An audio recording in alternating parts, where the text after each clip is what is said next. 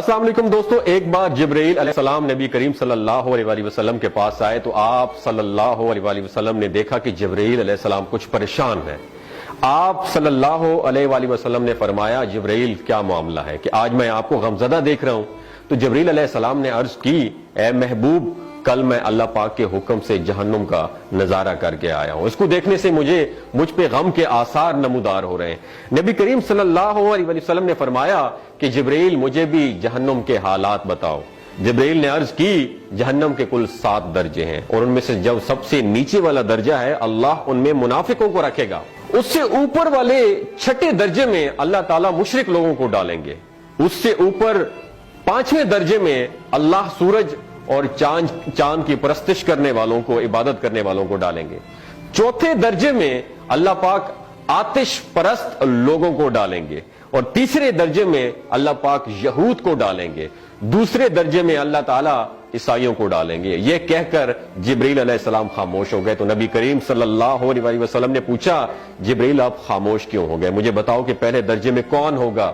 جبرائیل علیہ السلام نے عرض کیا کہ اے اللہ کے رسول، پہلے درجے میں اللہ پاک آپ کی امت کے گناہگاروں کو ڈالیں گے۔ جب نبی کریم صلی اللہ علیہ وسلم نے سنا کہ میری امت کو بھی جہنم میں ڈالا جائے گا تو آپ بے حد غمگین ہو گئے اور آپ نے اللہ کے حضور دعائیں کرنا شروع کر دی۔ 3 دن ایسے گزرے کہ اللہ کے محبوب مسجد میں نماز پڑھنے کے لیے تشریف لاتے، نماز پڑھ کر حجرے میں تشریف لے جاتے اور دروازہ بند کر کے اللہ کے حضور رو رو کر دعائیں فرماتے۔ صحابہ حیران تھے کہ نبی کریم صلی اللہ علیہ وآلہ وسلم پر یہ کیفیت کیسے طاری ہوئی ہے، مسجد سے حجرے جاتے ہیں، گھر بھی تشریف لے کر نہیں جا رہے۔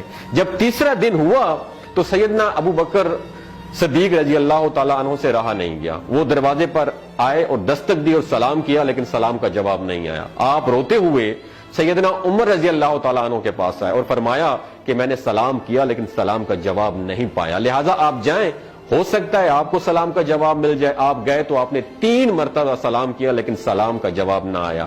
حضرت عمر رضی اللہ تعالیٰ عنہ نے سلمان فارسی کو بھیجا لیکن پھر بھی سلام کا جواب نہیں آیا۔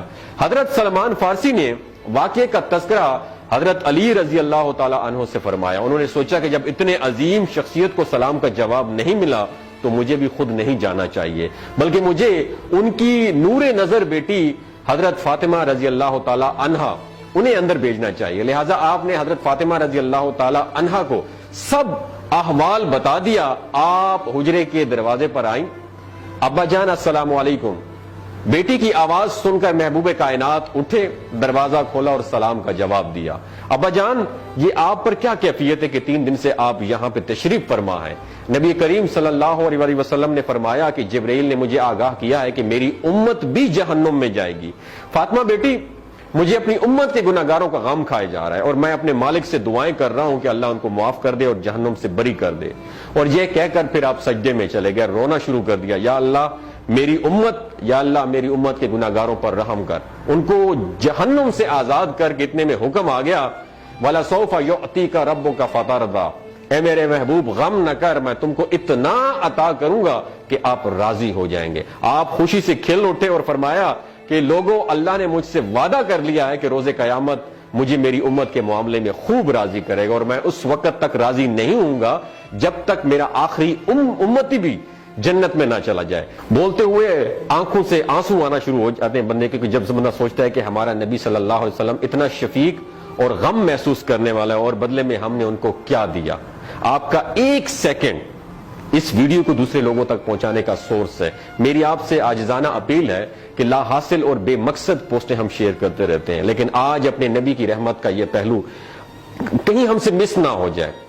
ایک شیئر کر کے اپنا حصہ ضرور ڈالیے گا، کیا پتا کون گناہگار پڑھ کر راہ راست پہ آ جائے اور دوسروں کو تھوڑی سی ہدایت مل جائے۔ کہنے کا مقصد یہ ہے کہ ایک نبی ہمارے لیے اتنا غم خوار ہے اور ہم یہاں بیٹھ کے اس کی امت کے اوپر اتنے مظالم ڈھائے جا رہے ہیں، ہمارے فلسطینی بھائیوں پہ اتنا ظلم کیا جا رہا ہے، لیکن ہم ٹس سے مس نہیں ہو جا رہے۔ آج ہمارے پاس اگر تلواریں ہوتی تو ہم تو بالکل سوچنا ہی ختم کر دیتے، لیکن آج ہمارے پاس میزائل ہیں، آج ہمارے پاس ایٹم بم ہے، لیکن پھر بھی ہم بے حس بنے ہوئے ہیں۔ اللہ تعالیٰ ہمیں ہدایت نصیب فرمائے، اللہ تعالیٰ ہمارے لیے آسانیاں پیدا فرمائے اور اللہ تعالیٰ ہمیں نیک کام کرنے کی توفیق عطا فرمائے۔ اپنا اور اپنے ساتھ جڑے رشتوں کا خیال رکھیے گا۔ اللہ حافظ۔